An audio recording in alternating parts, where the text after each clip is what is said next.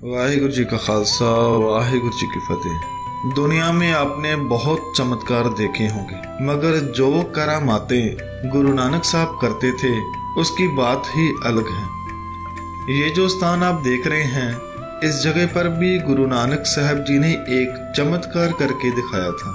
वो कैसा चमत्कार था, उसके लिए आपको गुरु साहब के साथ साथ चलना पड़ेगा। गुरु नानक साहब और भाई मर्दाना जी नगर तुलंबा से थोड़ी दूर एक छोटा सा कस्बा जिसका नाम है मखदूमपुर, जो अब पाकिस्तान में है, ये उसी तरफ चले जा रहे हैं। ये उसी स्थान की तस्वीर है। जब गुरु साहब जी जहां पहुंचे तो देखा एक बहुत ही बड़ी हवेली है और उस हवेली की एक ओर मंदिर बना था तथा दूसरी ओर मस्जिद बनी हुई थी। मध्य बहुत ऊंचे ऊंचे चुबारे और सुंदर कमरे थे। जब गुरुजी हवेली की ओर गए तो हवेली के द्वार पर दो सेवक खड़े थे जो प्रत्येक राही को स्वागतम कहते थे, ठहरने के लिए विनम्र बेनती करते थे। यह हवेली एक सज्जन नामक ठग की थी।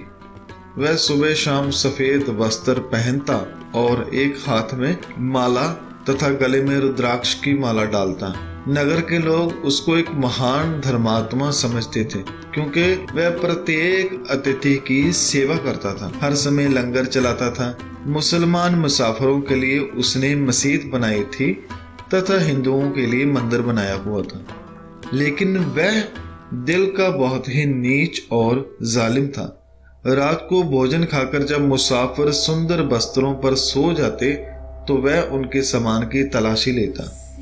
जिसके पास कुछ मालधन होता उनको वह अपने नौकरों से गला घोंट कर मरवा देता और हवेली के तहखाने में बने कुएं में फेंकवा देता। सारा मालधन उसका हो जाता। लेकिन जिसके पास कुछ न होता उसे अगले दिन जाने देता। इसी तरह जो व्यक्ति बचकर निकल जाते थे वह उसकी उपमा करते, जिस कारण कोई भी उस पर शंका न करता। गुरुजी तथा भाई मर्दाना जब मुख्य द्वार पर पहुंचे तो उसके सेवक बड़े सत्कार के साथ उन्हें अंदर ले आए। गुरुजी के चेहरे के नूर तथा उनके साथ एक सेवक को देखकर ये समझ गए कि ये कोई हीरों के व्यापारी हैं। उन्होंने तुरंत अपने मालिक को समाचार दिया और उसने भी आकर गुरुजी को आदाब किया।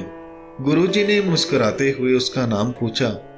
वह कहने लगा, जी मेरा नाम सज्जन है।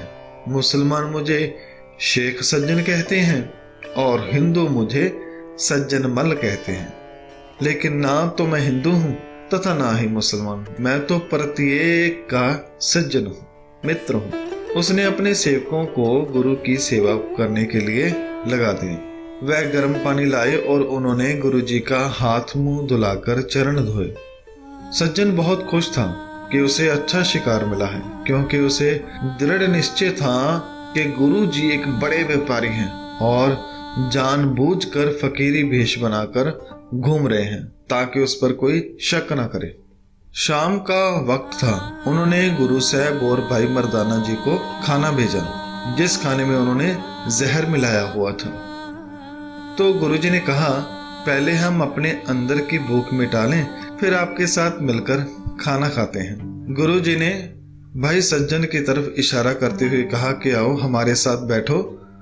तुम तो बहुत ध्यानी और ज्ञानी प्रतीत होते हो। आओ हमारे साथ बैठकर उस मालिक की बंदगी करो, अपने मन को उसकी भक्ति की खुराक दो। सज्जन सत्य वचन कहकर पास बैठ गया। भाई मर्दाना जी ने रबाब बजाई। गुरु साहब ने कीर्तन शुरू किया और इतना माहौल वहां बना कि वहां जितने भी और यात्री ठहरे थे सभी गुरु साहब के इर्द गिर्द बैठकर गुरु साहब के साथ उस शब्द कीर्तन को गुनगुनाने लगे। सज्जन से नाल में चल दिया नाल चलन, जिथे लेखा मंगीए तिथे खड़े दिसन। कोठे मंडप माड़िया, पासों चितवियाहा, टठिया कम नयामनी, बिचों सकनिया। सो ऐसे ये पूरा शब्द अंत तक पढ़ा और उसका कीर्तन हुआ। सज्जन भी जो उस टाइम ठग था वो भी साथ साथ में गाने लगा और शब्द में मगन हो गया, और इतना मगन हो गया कि गुरु साहब ने कीर्तन बंद भी कर दिया, पर वह अभी भी शब्द गान करता जा रहा था। जैसे जैसे वह गुरु शब्द को गा रहा था वैसे वैसे उसके अंदर की मैल उतर रही थी।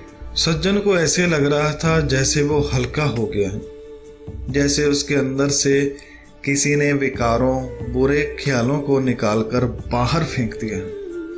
जब आँख खुली तो गुरु नानक साहब जी ने कहा, भाई सज्जन, क्या आप जानते हैं कि हमारे असल सज्जन, असल मित्र कौन है? तो भाई सज्जन ने कहा, नहीं। गुरु जी ने कहा, सज्जन से नाल मैं चल दिया नाल चलन, जिथे लेखा मंगिए तिथे खड़े दिसन रहा।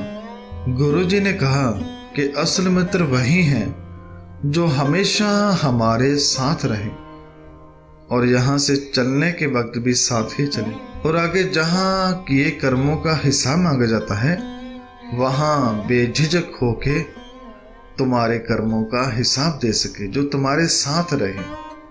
गुरु जी ने फरमाया कि भाई सज्जन जी, क्या आपका कोई है ऐसा सज्जन जो आपको इस तरह से आपके साथ रह सके?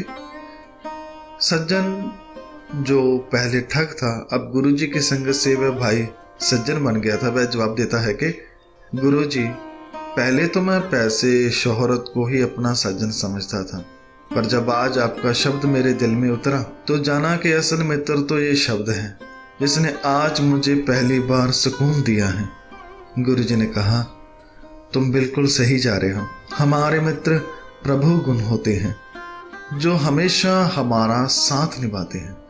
गुरु जी ने फरमाया, साजन चले प्यारिया क्यों मेला होई, जे गुण होवह गंठड़ियां मिलेगा सोई। हे भाई सज्जन, जानते हो प्रभु के साथ मिलाप कैसे होता है? गुरु जी खुद ही जवाब देते हैं उसको कि अगर तुम्हारे अंदर प्रभु गुण हो तो वह खुद ही तुम्हें अपने साथ मिला लेता है। ये गुण हो वह गंठड़ियां मिलेगा सोई। भाई सज्जन ने कहा कि आपने जो फरमाया वो सत्य है, और मेरे लिए वो रब भी आप ही हैं जो खुद आकर मुझे अपने साथ मिला लिया है। गुरु जी ने भाई सज्जन को समझाया कि हे प्यारे भाई सज्जन जी, ये ठगी, ये फरेब करने से, धोखा देने से कभी भी मन शांत नहीं होता, बल्कि ऐसा करने से तो मन अग्नि में दिन रात जलता रहता है।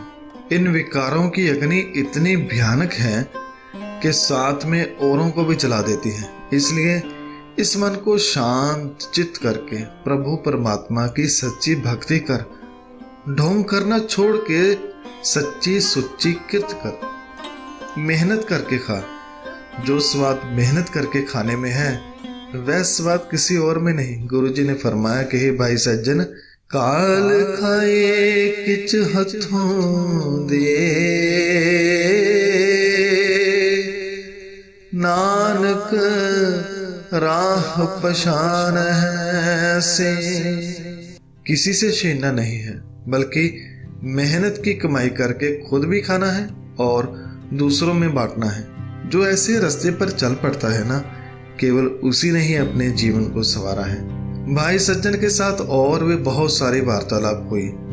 उस दिन के बाद जो सज्जन पहले ठग के नाम से मशहूर था, अब भाई सज्जन बन गया, क्योंकि उसे गुरु मिल गया, उसे ज्ञान मिल गया, उसे पता चल गया कि असल दोस्त कौन है।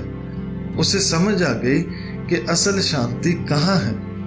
दोस्तों, यही है गुरु नानक साहब जी का चमत्कार। वह अपने शब्दों से बुरे को अच्छा बना देते थे। वो पापी के अंदर से पाप निकालकर उसे पवित्र कर देते थे। ये एक ऐसा चमत्कार है जो गुरु साहब आज भी करते हैं। जी हाँ, आज भी ऐसे चमत्कार गुरु साहब करते हैं। जो भी सतगुरु श्री गुरु ग्रंथ साहब जी की वाणी को दिल लगाकर पढ़ता समझता है, गुरु साहब उसके मन को बदल देते हैं। आज भी गुरबानी में पूरी ताकत है हमें बदलने की, बस हमें ही थोड़ी हिम्मत करने की जरूरत है। वीडियो बनाते हुए बहुत सारी गलतियां हो गई होंगी, उसके लिए मैं माफी चाहता हूँ। धन्यवाद। वाहिगुरु जी का खालसा, वाहिगुरु जी की फतेह।